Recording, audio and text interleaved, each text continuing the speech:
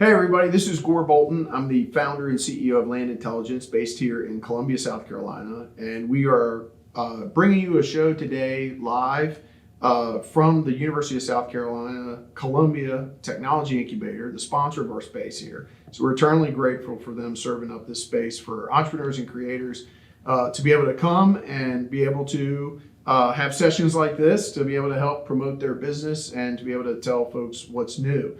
I'm really excited today. One of my favorite entrepreneurs that I've met here in town is Laura Boccanfuso, and she is the founder and CEO of Van Robotics, and she's absolutely one of the most high energy entrepreneurs that you would want to find anywhere, but obviously is a real gem here for us in South Carolina. So Laura, welcome to talk to us today. Thank you so much. Thanks for having me. So why don't you, we're really promoting founders in South Carolina right now, and you were one of the first on my list to call to get to do this. So why don't you give folks a little bit idea of, first tell everybody a little bit more about Van Robotics, but also kind of the background. I think the genesis story of how that came to be is always kind of interesting. Yeah. Well, thank you so much for having me. I want to say I'm just so honored to be part of this program. I think it's really exciting. I'm really looking forward to seeing how this grows and really becomes even more of a presence in Columbia. I think it's going to be such an asset for many entrepreneurs across the state.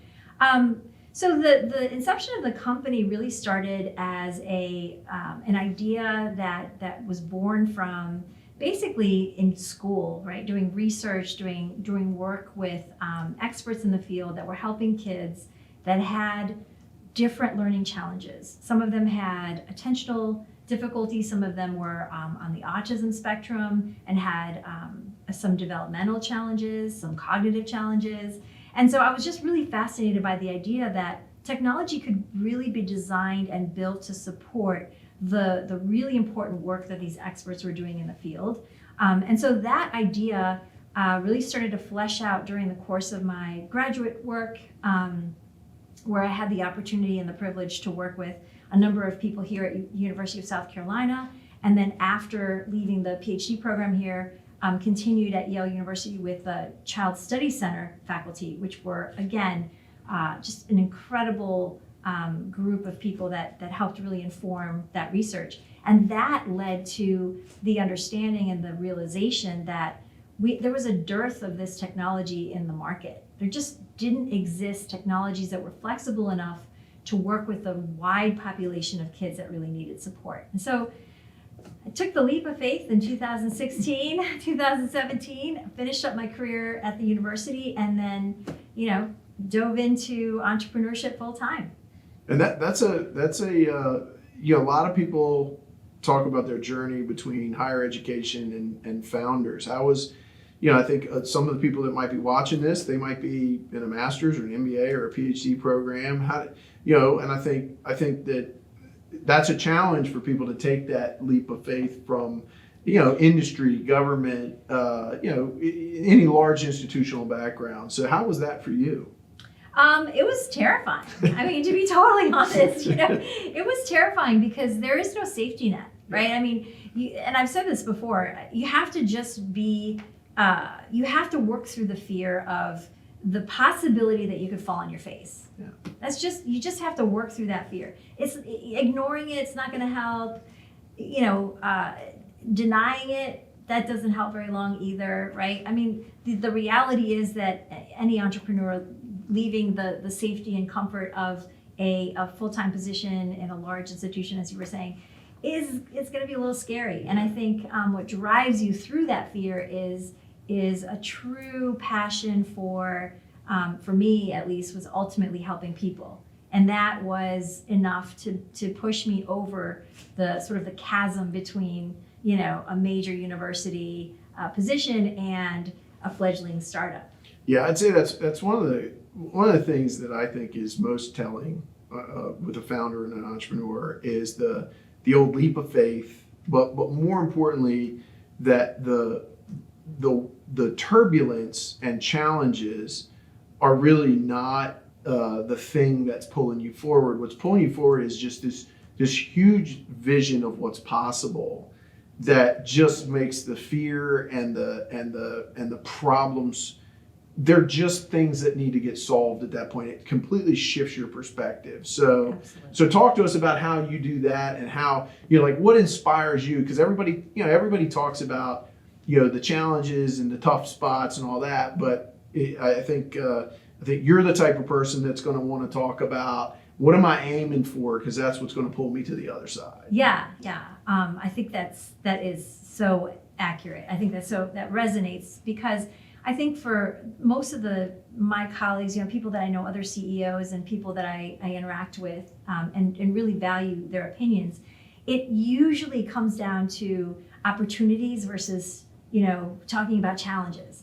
If you spend a lot of time talking about challenges, you're focused on the wrong thing, right? If you're talking about opportunities and focused on solving problems and focused on not just, this is a challenge, this is a challenge, this is a challenge, but this is a challenge, how can we turn this into an opportunity that will really catapult our company and grow our team in a way that is going to be even better than we could have imagined before? And I think that possibility and that reality, which I embrace fully, it's a reality, is what drives, I think, me forward. And I think most entrepreneurs that I know who've been successful in kind of overcoming obstacles that happen in life. Yeah, we've all heard that phrase. Everything you want in life is on the other side of what your fear is or what you're scared of.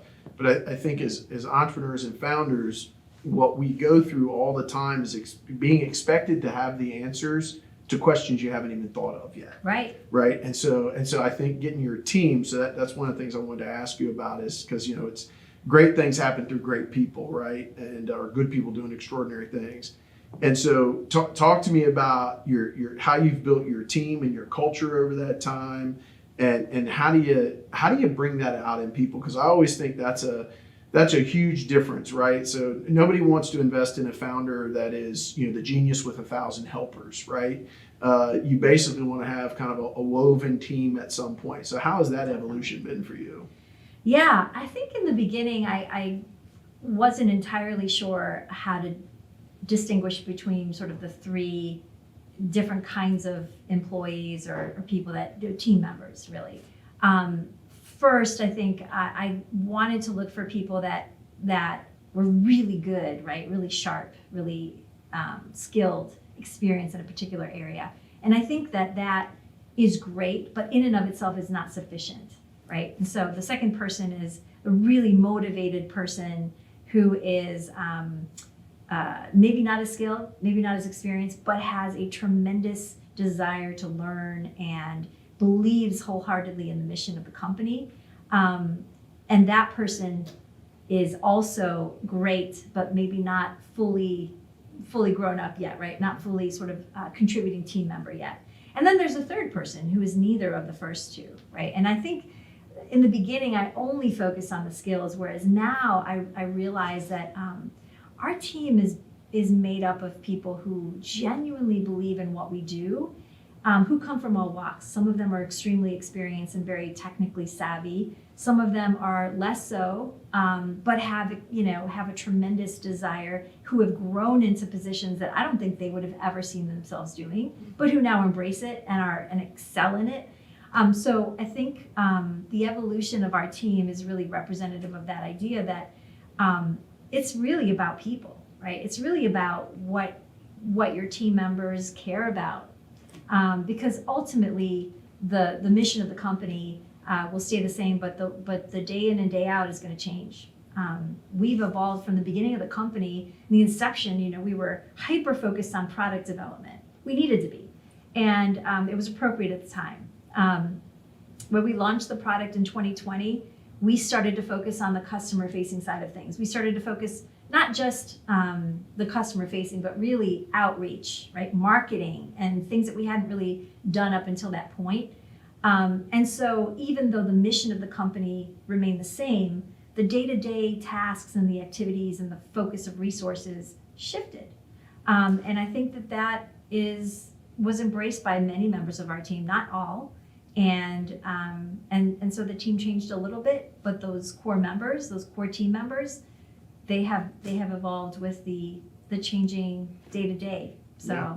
So yeah, that's that evolution. That's, I think a lot of people forget in the business's journey as the founder that you're going through changes too, right? You're changing with the company, and so talk to me about like some of the things like when you did take that leap of faith versus today.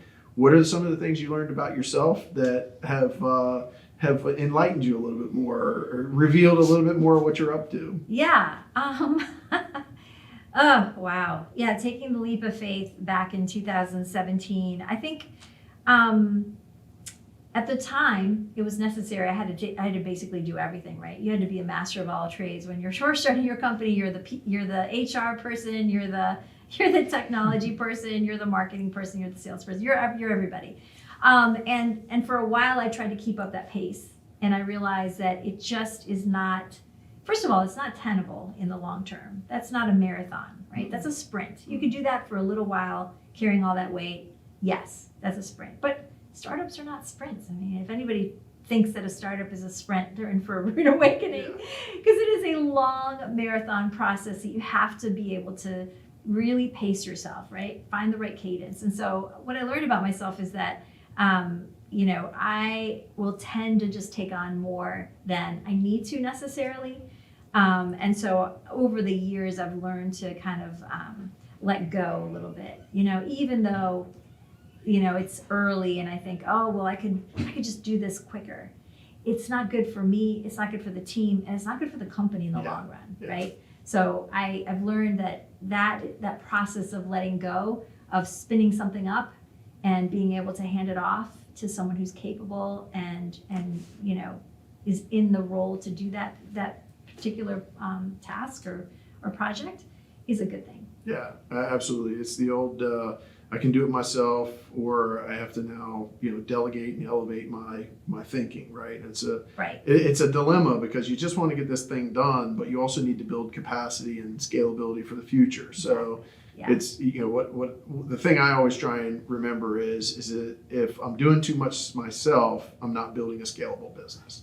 And so if I can't garner resources, it won't scale, because scaling requires a lot of resources.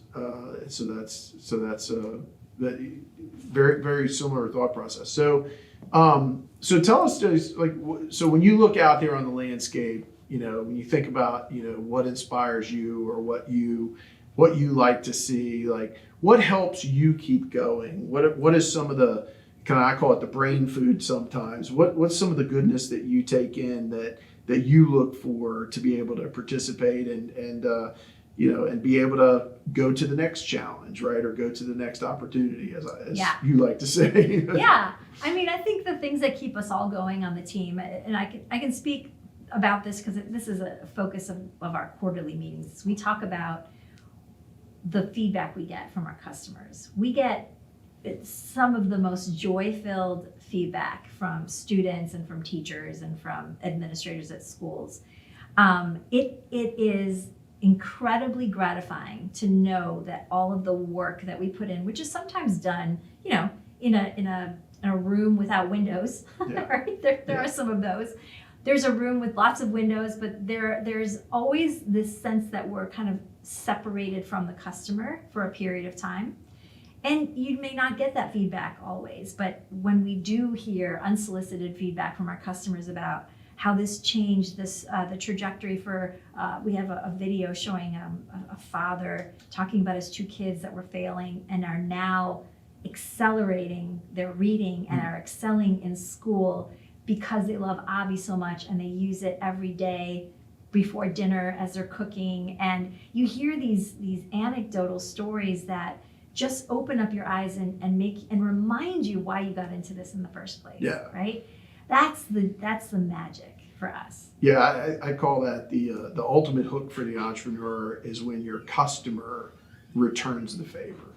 Right? Yeah. I mean, when your customer actually starts becoming kind of almost your own inspiration. Right. It's it really starts figuring out, because I mean at the end of the day, raising money is great, but no customers, you can't pay back that money, right? Right. So if you don't tie into that emotionally, so So talk to me about how, you're a tech company, a very high tech company, artificial intelligence and robotics. You've got both software, hardware going on. You got both combinations.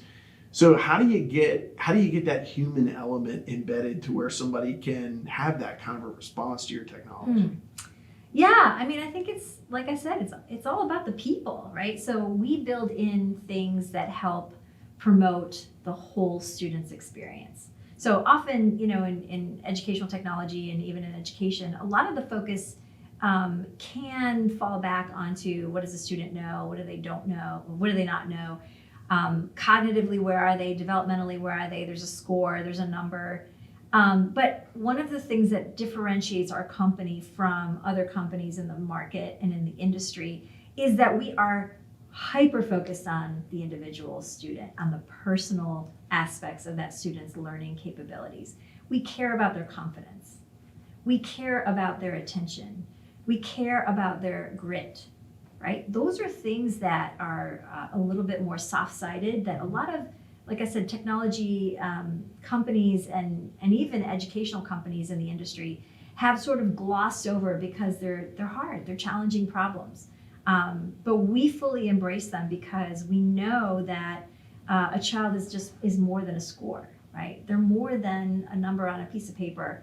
And so if we can support the whole child from that perspective and we can build a strong foundation, then they'll excel in no matter what the subject is.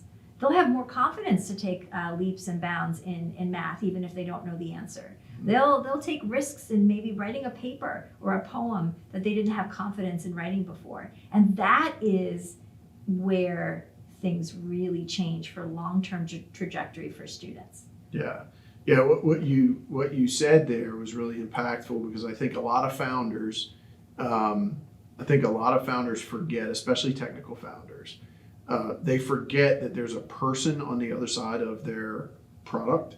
Right. And so that person, how do you get empathy embedded in the zeros and ones, right? And that's hard. It's really, really hard because if you're just trying to solve a problem, somebody calls and says, hey, I need you to do X, right? And you just go handle X, you're really not getting to the core of the matter of what the other person really might want or need, and they might not even realize they need it. So being able to serve that up the way that you were serving it up, I mean, the amount of thoughtfulness that would have to happen for somebody to have that reaction as a user, as a customer, is just immense. And so I think that would be a really interesting thing for you to share with some of the folks in the community, because I think, product market fit in my mind is all about the power of the tech team to convert their genius into empathy to the user. Absolutely. And so I think that's the way you all are doing is just fascinating to me. Well, thank you. Thank you. I mean, I think it's built into our DNA. I think we genuinely care. Yeah. And so it's reflected in the things that we build and what we spend time on. But that also speaks to something. I know you've heard this before, and maybe some of the folks watching this have or haven't, but it speaks to that thing that founders that really get somewhere, they never talk about doing what they love or doing what they do because of the money. Right. The money is always the byproduct of following what you see as possible. Yeah, I think that's true. Yeah. I mean, I think if you focus on the money, you take your eye off the ball, right? And then it sort of it must be, I don't know, but I've heard companies that started with a big flash and they kind of whimpered out because they were focused on the wrong things. Yeah. And that's, I think that's a mistake. Yeah. Yeah, it's and I think for those that might be watching that are thinking about raising money for their company or this, that, and the other, I always say you got to pay that back. The investors are expecting that back, and they're expecting a lot more of it back. Mm-hmm. So the more of it you raise, the higher the expectations are. And at the same time, if the founder doesn't get into the mindset of I'm actually convincing the investors that I'm going to be able to convince customers that I've heard them. Right, and it's kind of one of those. It's a double convincing, right? So talk to me about that. Talk to me about your journey relevant to your your capital raising, your ability to shift that into the sales process. A lot of people, when they're starting out, they don't realize that the capital planning process and the financing of actually the business starts to look a lot like the same process. So how has that evolved for you all over time? Yeah, so I mean, we raised something of a pre-seed round back in 2019. And essentially that pre-seed funding helped us get to the manufacturing part of the company's evolution. And so that money was used to manufacture our first 750 robots. We hired some more team members. We were able to get initial sort of product out into the market. And so by 2020, we were ready to launch our first product into the market. Now we'd spent years building it, right? So all of that iceberg under the water had been building a product. But by the time 2020 hit, we were ready to start launching the product. And we had fortunately also won a number of grants, non-dilutive funding, which was a fantastic resource for us to be able to continue scaling the company. And so we took the initial money that we raised from institutional investors mostly, and a founder investment as well. And basically that money lasted us to the point where we launched. The grant money took us to the next stage. And initially, I think we were in about 12 schools or so that first year. March came of 2020, everything shut down. COVID right? hits, right? That's it. Yeah. COVID hit, all the schools shut down. So our go-to-market strategy took a huge hit because that was really our first beachhead market, was the K through 5 space in public schools. So we did a little bit of pivoting. We sold to some consumers, we sold to hospitals, we sold to a couple other after-school programs and that kind of thing. But in the meantime, we kept building the product so that when we came back online again in 2021 full-time, we hit the ground running. And so between 2021 and 2022, we are now in about 225 schools across the country, 38 states. We're in 8 countries. We just got another PO from a private school in Jordan, the country of Jordan.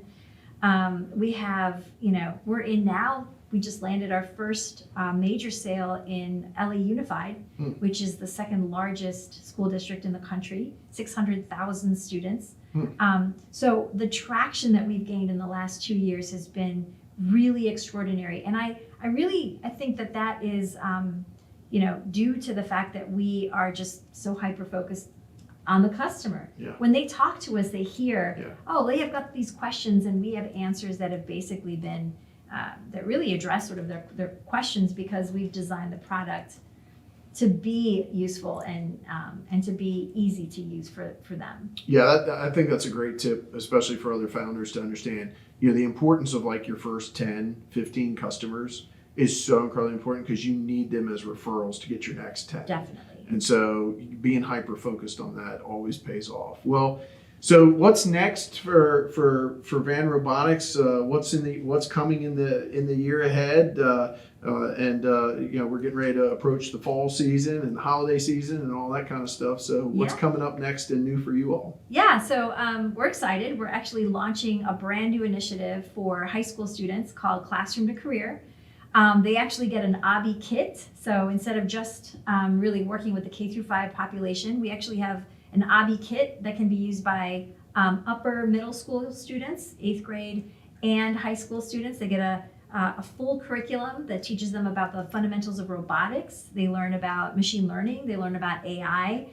They have some hands-on interactive activities. And then they build a fully functional OBBY and get to deliver that to their K through 5 counterparts. Oh, wow. So we're creating near-peer role models and an ecosystem within a school district, so that 5th graders, 4th graders, 3rd graders who look around and say, I don't know anyone in engineering. None of my family members are in computer science, or I don't see anyone in my neighborhood that builds robots. I don't know what that looks like. But if they have a near peer role model in the high school who is their neighbor, their cousin, their friend's brother, they can point to that person and say, like, I can see myself doing this. Yeah. And it's really intended to sort of increase and diversify the pool of STEM students that we have in the state, and then beyond. So we're launching our first project of Classroom to Career here in South Carolina, and then we're going to expand it across the other states in the U.S. So you mentioned something there that I think is important to highlight in the community, and I think one of the things that is so important for founders to get is support from the market in which they're from. Because when we even though you can buy online, you can Zoom anytime, you can do all those things, the community support, it doesn't necessarily have to be all the dollars. Right. It doesn't have to be your biggest customers. But the folks that are closest to you, being able to provide those initial launches is incredibly important. So that's that part. Those types of partnerships are the ones that create scalable companies in my mind. Absolutely. Yeah. So Yeah. that's good to hear that they're doing that. So I just also wanted to ask you, you've had just an amazing career, lots more to do, lots more in front than behind, right? And so you're going to be speaking with us with the Founder Institute initiative that we're bringing here to South Carolina. Yep. So I wanted to talk about some of the things that, some of the founders or would-be founders that might be talking. What would you kind of share as a founder here in South Carolina? What would you hope to help inspire other entrepreneurs to be able to learn from you, and what advice would you give them? That's a big question. I mean, I think probably break out of the mold, right? I think one of the things that has helped me is being able to sort of be resourceful and kind of do things a little bit in a non-traditional, maybe unexpected way. I think there are lots of books on starting your company. I've read some of them. I found that a lot of them were very different. They all had a little bit different, do this first, then this, do this. No, you really want to make sure you do this, and this. I think that's useful in the sort of meta sense, right? That it gives you an idea generally what should happen in a startup. But in terms of the timing and the order in which things happen, I think you have to kind of be present in your company and understand what is it that we need right now. Yep. What is it that we need to do next? Yes. And work from that expectation and that understanding. And I'm really excited to help other entrepreneurs kind of figure out what that is for their own companies, because it's very different, right? It's almost like it's like personalities, right? Every startup is really different and is going to have a different trajectory depending on what it is and where it's going to go. Yeah. How do you get that list of hundreds of things to do and boil it down to 1, 2, 3, and the rest of it can wait? Exactly. And just do that on a regular basis. And if you're always knocking out 2 or 3 things a day, I know a lot of people, I've got all this stuff to do. And it's like, okay, what's the one thing you have to get done first? What's the second thing you have to get done first? And you can always kind of go back to that list, keep the list, right? But I loved what you said. I mean, I've heard that from other leaders as well. It really is about calming your mind and making a choice of what's next. That's right. And then moving that forward. And guess what? If you find out you should have done something else next, you can do that next. That's right. Exactly. So well, good. Well, Laura, great to have you. Great to have you involved in the startup community, the founders community here in South Carolina, especially. We look forward to hearing you talk and give more advice to other mentors or other entrepreneurs in the area. So thank you very much. Thank you. Appreciate it. You're welcome.